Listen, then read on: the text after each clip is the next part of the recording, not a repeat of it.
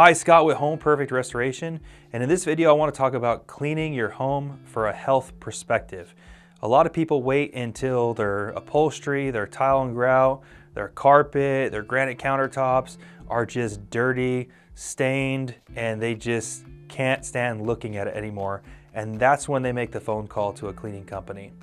I want you to take a look at the filter that's in your home for your HVAC return. How often do you change that filter? Do you change it every 30 days, every 90 days? That small little filter that gets completely full of hair and particulate and debris? Now understand that your carpet and your upholstery is the biggest filter in your home.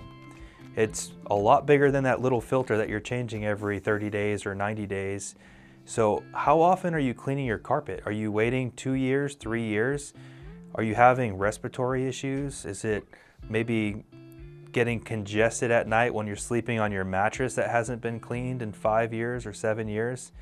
This is where cleaning from a health perspective comes in. Coming in and cleaning, HEPA vacuuming, removing dry particulate before cleaning your carpets and removing all the pet dander, the dead skin cells, the body oils, and soils that you're bringing into your carpet on a daily basis is going to help overall with the indoor air quality.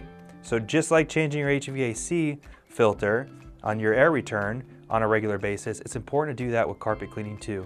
Don't wait until your carpets are soiled because it's trapping and it's holding all that particulate that needs to be removed. If you have any questions, give us a call, 951-303-1333.